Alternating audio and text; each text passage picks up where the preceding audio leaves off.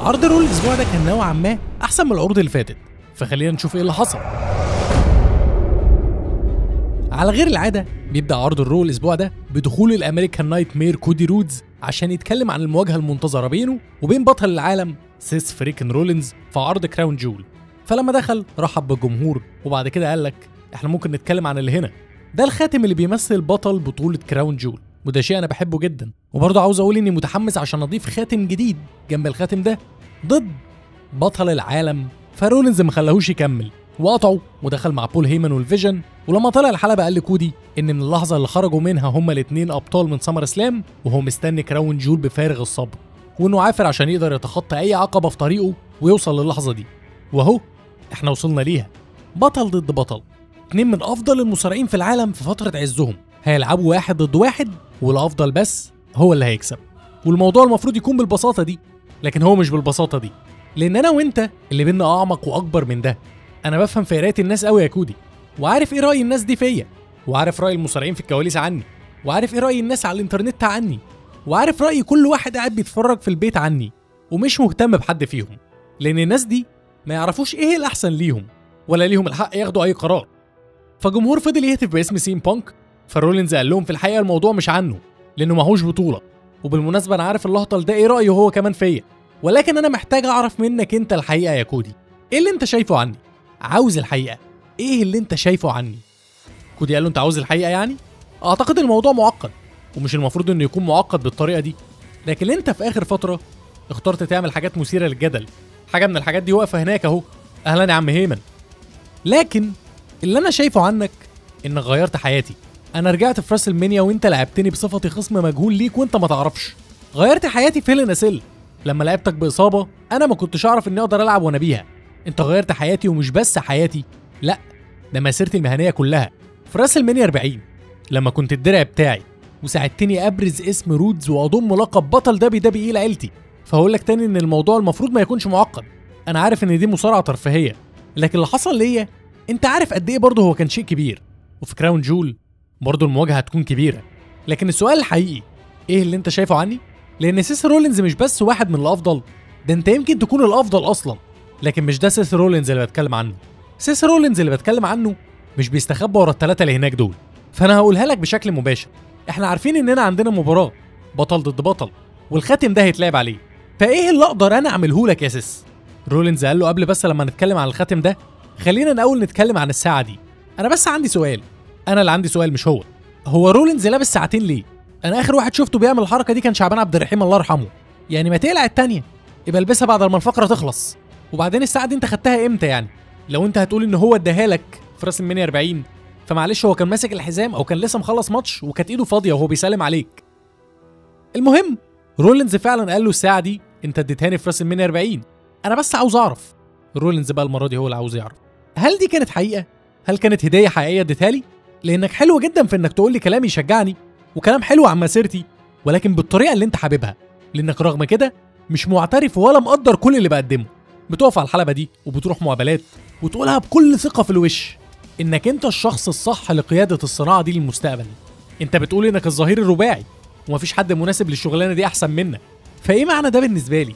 الحاجه اللي انا شايفها هم احتمالين يا كودي، يا اما انت شايفني مش كويس كفايه، او انك شايفني اني مش كويس زيك. اللي هناك دول مش موجودين عبثا كده، فاهم؟ ذا فيجن هم مجموعه ناس، فكره عن معنى المستقبل. معنى المستقبل من خلالي انا راس السهم ورمز القياده، مش انت. فانت ممكن تكون الظهير الرباعي يا كودي، بس الخاص بيا انا. ولو انت مش على هواك الكلام ده فمش مهم، لان بعد 3 أسابيع في كراون جول الحقيقه هتظهر وهيبان لك ان انا الصانع الحقيقي. العرض ده مش الاتنين، انا الكل في الكل هنا. كودي قال له انت الكل في الكل؟ انت سالتني اسئله كتير وانا ما سالتش غير سؤالين في 3 ماتشات حصلت بينا، كلها كانت 1 ضد 1 وفي كراون جول. هو ده اللي هيبقى الموضوع عنه؟ والاهم من ده في 3 ماتشات لعبناها سوا. قول لي كده يا سيس رولينز كام ماتش منهم انت كسبت؟ وقام كودي ساب رولينز ونزل من الحلبه، ولما كان خارج الفيجن ما كانوش عاوزين يخلوه يعدي لولا بول هيمن وسع له الطريق. وبالنسبه لي بكل صراحه انا مبسوط جدا بالفقره دي. مبدئيا كده الماتش ده كان بيتمهد له من بعد راس المنيا 40 تحديدا، لما رولينز رجع ولقى ان كل اللي عمله الكودي ما كانش يستحق. لما لقى اتحد مع رومان وساعده يقف على رجله من تاني، الماتش ده بيتجهز له يمكن من قبل كده كمان، لان رولينز عمره ما نسي ولا قدر يتجاوز فكره انه ما كسبش كودي ولا مره. فعجبني ان كودي في البدايه ما كانش عاوز يتكلم عن الموضوع ده، واظهر لرولينز ان هو بيحترمه وانه بيقدره، لكن رولينز ما قدرش يمسك نفسه لان عنده عقدتين من كودي، في حاجتين جواه عاملين له عقده من كودي، فبالنسبه له حمل تقيل. فلما حب ينزله كودي ما قدرش يسكت، قام دايس على الجرح وقال له قول لي كده انت كسبتني كام مره. ومن هنا نقول ان الماتش ده هو اهم ماتش في مسيره سيث رولينز حاليا، ماتش فيه الخلاص من العقد اللي عند رولينز اللي حصلت له اخر كام سنه بسبب كودي رودز. حتى اكيد انت لاحظت ان نظرات رولينز طول الفقره كانت عدوانيه وكلها تكبر واستعلاء، مع ان الاتنين ابطال، لكن رولينز هنا حرفيا جايب اخره من كودي، لان زي ما تقول كده نوعا ما في شبه بين كودي رودز وبين سيث رولينز حاليا. وهقول لك ازاي. بحيث ان زي ما كان رولينز زمان سبب في تحول شخصيه رومان، فكودي حاليا يعتبر كان السبب في تحول شخصيه رولينز اللي هو عليه دلوقتي. كودي غلب سيث رولينز 3 مرات ورا بعض، ودي حاجه مهينه. ولما رولينز صفيله شويه وعلاقته اتحسنت مع كودي، جينا في راس المانيا 40 ورولينز كان درع كودي وضحى بجسمه، مع انه عنده ماتش على البطوله في راس المانيا، لكن ما فرقش معاه اي حاجه في سبيل انه يساعد كودي رودز عشان يزحلق رومان رينز. بس اكتشف ان هو استغله وبسببه خسر البطوله لما هلك نفسه معاه. وفي الاخر كودي كان في نظر سيث رولينز مخادع، فرولينز ساعتها قال لك طالما الجدع استغله ولعب بيه، والشرير في قصتهم او اللي كانوا بيحاربوه كده كده بيستغل اللي حواليه، فايه الفرق بينهم؟ اللي هو نوسي زي ابتسام وحماسه زي سعيد، فكودي زي رومان. عشان كده برضه رولينز قرر يبقى زيهم وبقى بيستغل اللي حواليه، وده حوله لنسخه جديده من رومان رينز. ففي الفقره دي لما كودي قال له انت بتستخبى ورا ال3 دول، رولينز فضل يقنع كودي ويقنع نفسه ان ده صح، مش عشان ده صح في حد ذاته، ولا عشان العصابه اللي هو عاملها دي صح من حيث فكره استغلاله ليهم عشان يفضل في القمه، لكن من وجهه نظر سيث هو شايف انه ماشي صح، لانه لما عمل الغلط وصل للحاجه اللي هو عاوزها، مدير اعمال كبير، بطوله عالم، 2 تحت امره، لدرجه انه مش فارق معاه راي اي حد، وقال ده كذا مره. وظهر من كلامه انه عنده جنون العظمه وحب السيطره، وقال لكودي رودز يمكن تكون انت الظهير الرباعي وحد محترف في المجال، لكن تحت قيادتي انا. رولينز شايف نفسه انه عمل حاجه كبيره للمجال، وبغض النظر عن شخصيته وعداوته مع كودي حاليا، فانا قلتها قبل كده وهقولها تاني اهو، رولينز ما كانش محتاج بطوله، البطوله هي اللي كانت محتاجاه، ورولينز مش محتاج عصابه، العصابه هي اللي محتاجه رولينز. فرولينز هنا ما غلطش في اي حاجه قالها، لكن بحكم الشخصيه اللي بيقدمها هو يبان مستغل، انما انا بتكلم عن ادائه وعن كل حاجه بيعملها بشكل عام. فالسؤال الاهم عندنا دلوقتي هو ليه رولينز لازم يكسب الماتش ده، وليه لازم نتعامل مع الماتش ده على انه ماتش كبير فعلا، مش مجرد عداوه مؤقته او استكمال لعداوه قديمه؟ والاجابه بكل بساطه لان سيث رولينز عمره ما كسب كودي رودز، ما كسبوش ولا مره في ماتش فردي من يوم لما كودي رجع، فالماتش ده بالنسبه له حياه او موت. حتى في الكواليس بنشوف بيكي لينش كانت عماله تكلمه وهو ولا في دماغه، واخد الموضوع على محمل الجد، لدرجه انه ساحل تفكيره ومش عارف يعمل ايه بعد لما كودي رودز داس على الجرح القديم بتاعه، اللي هو كان بيحاول يعمل نفسه عبيط ومش شايفه، او يعمل نفسه مش حاسس بيه.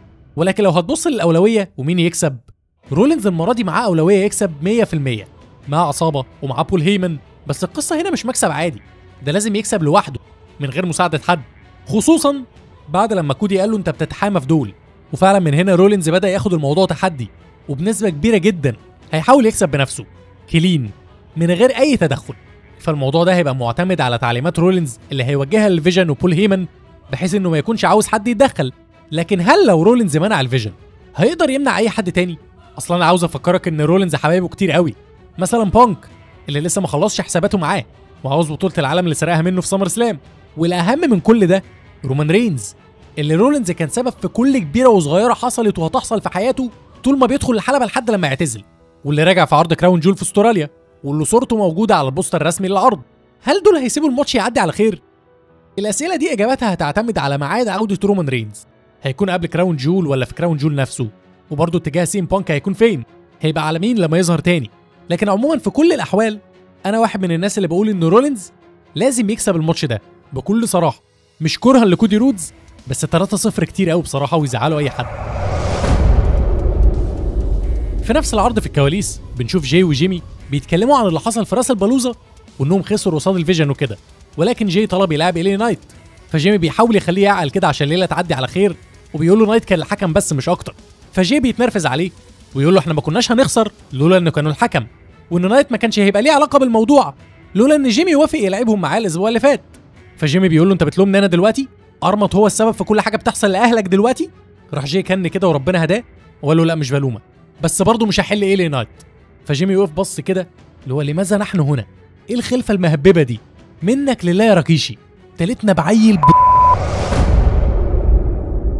بعد كده بشويه كودي رودز بيتمشى في الكواليس وبيقابل جيمي اوسو وبيسلموا على بعض وبيسالوا على جاي.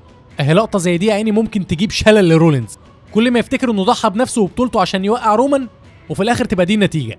المهم بعد شويه كودي بيروح لجاي اوسو في الكواليس وقال له انا قابلت اخوك وقال لي حالك مش عاجبه، انت تمام؟